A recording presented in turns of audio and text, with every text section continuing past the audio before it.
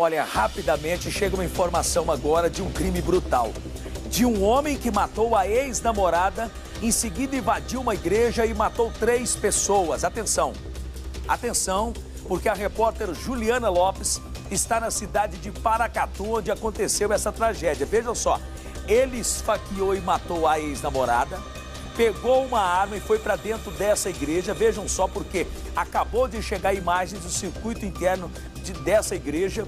Aí ele foi, na realidade, com o intuito de matar o pastor, que estaria tendo um envolvimento, segundo informações, com a sua ex, ó. E ele atira por diversas vezes, mata o pai do pastor, já que ele não conseguiu atingir o pastor, mata o pai do pastor e outras mulheres que estavam lá orando dentro da igreja. Logo depois ele foi baleado pela polícia e a Juliana Lopes tem as informações direto de Paracatu, em Minas Gerais. Juliana, bom dia. Quais são as últimas informações sobre esse crime brutal que aconteceu aí nessa cidade, minha amiga?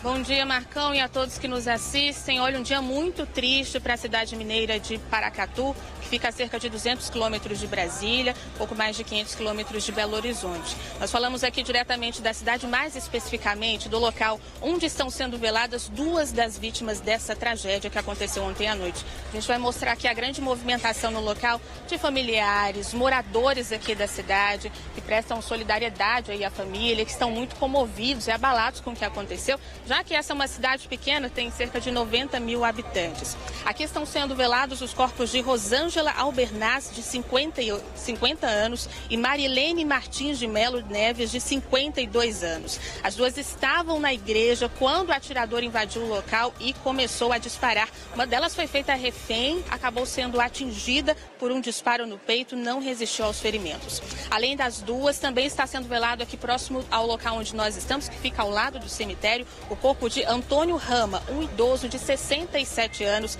que também estava no local, foi baleado e não resistiu aos ferimentos. Os 3 participavam de uma reunião nessa igreja quando o atirador invadiu o local armado e começou a disparar, não tiveram tempo de se defender ou de fazer qualquer coisa.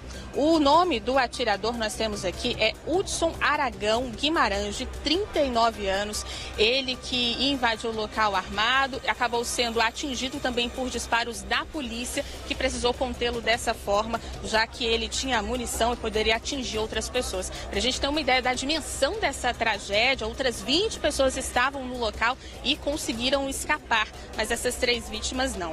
Agora, a polícia tenta entender agora a motivação desse crime, ouviu algumas testemunhas, alguns familiares serão ouvidos durante a tarde. A principal suspeita é de que o alvo verdadeiro de Hudson era o pastor da igreja. Ele que conseguiu fugir dos disparos, mas acabou sendo hospitalizado porque durante a fuga teve uma fratura no pé e está hospitalizado nesse momento. Agora, a situação desse pastor é muito complicado, porque imagina só, Marcão, ele conseguiu fugir, mas o pai dele é uma das vítimas mortas nesse ataque. O pai dele é o idoso de 67 anos. A família diz que ele está muito abalado com essa situação e que nem sabe se ele vai conseguir participar do velório do pai. A gente conseguiu imagens, né, de circuito que mostram o momento em que ele invadiu o local, mas antes o Hudson cometeu um outro assassinato. Ele matou a facadas a ex-companheira.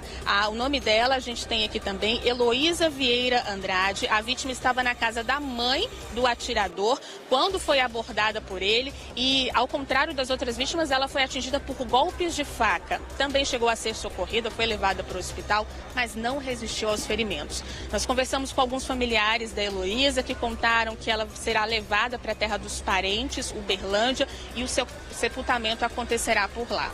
A polícia tenta entender as motivações desse crime, ainda é muito complicado, está ouvindo testemunhas e a gente acompanha todas as investigações aqui de Paracatu. Marcão. Juliana, você fica comigo aí, Juliana, que eu vou mostrando agora imagens para todo o Brasil do momento em que ele entra na igreja e mata o pai do pastor. Na realidade, o objetivo, como eu falei agora há pouco, Ju, ele queria matar o pastor, porque segundo informações e segundo a linha de investigação agora adotada pela polícia, o pastor estava tendo um envolvimento com a ex do criminoso, com a ex-namorada do criminoso, não é isso? E aí o que é que acontece? Acontece que ele teria se revoltado, matado a ex, aí ele foi até essa igreja que nós estamos mostrando agora para todo o Brasil, e lá dentro dessa igreja ele foi com o intuito de matar o pastor.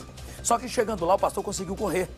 E aí ele matou o pai do pastor, atirou em outras pessoas e matou duas pessoas que estavam orando. Vejam só o momento de tensão, o momento em que o criminoso está armado, e vai ali obrigando as pessoas a ficarem no canto e vai atirando, até que a polícia militar de Paracatu chegou rapidamente ao local e conseguiram deter esse criminoso e tomar a arma do mesmo, que inclusive estava carregada ainda, viu? Ó, ele acaba de atirar uma pessoa ali, ó, de balear um senhor, ó.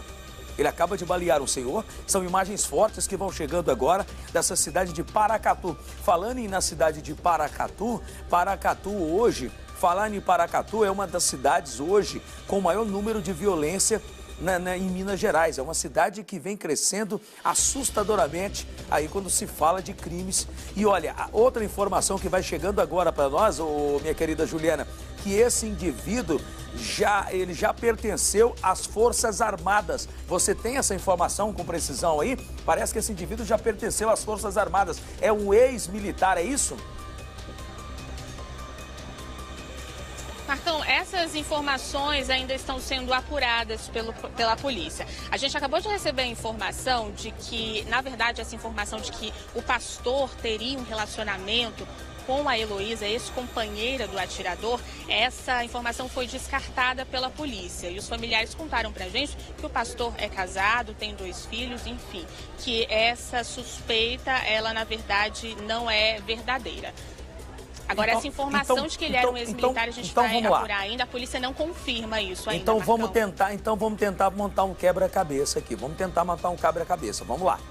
Ele vai, olha só, ele vai e mata a ex. Ele vai e mata a ex com a facada no pescoço, tira a vida da ex, correto? Qual o intuito dele, então, com uma arma em ir para uma igreja? Qual o intuito dele, então, com uma arma em ir para dentro de uma igreja? A polícia trabalha com essa hipótese. Não é que o pastor tenha envolvimento. Agora não vai ter, porque aí vai ficar muito em xeque, né? Mas a polícia trabalha com todas as hipóteses. Inclusive, eu estou dando aqui também o direito para o pastor de falar ao vivo comigo sobre isso também, sobre essas acusações de que ele teria envolvimento com a ex do criminoso. Agora, a ex frequentava essa igreja? Você tem essas informações para nós, Juliana? Se a ex frequentava a igreja? Essa igreja aí? Todos frequentavam essa igreja, Marcão, uma igreja evangélica, as 3 vítimas mortas, a ex-companheira, inclusive o Hudson, o atirador. A informação que a gente conseguiu também com algumas pessoas da igreja é que o Hudson estava afastado há algum tempo, há uma suspeita de envolvimento dele com drogas, também com depressão, ele teria tentado atear fogo na própria casa há alguns dias, enfim, tudo isso está sendo apurado ainda, Marcão. Certo, Juliana, apura para nós também sobre esse caso, porque é importante saber, porque eu acho no meu ponto de vista que ele não é um terrorista. Ele não é um terrorista, eu acredito que ele é um assassino mesmo, covarde e cruel. Agora, não tem por que ele ir para dentro da igreja. A polícia tem que trabalhar realmente com essas hipóteses. A Juliana fazendo um brilhante trabalho lá em Paracatu e a qualquer momento eu volto com você. Vocês concordam comigo? Vocês estão em casa? Não tem por que ele ir para dentro da igreja. Alguma coisa tem para ele ir lá para dentro da igreja. Querer matar o pastor?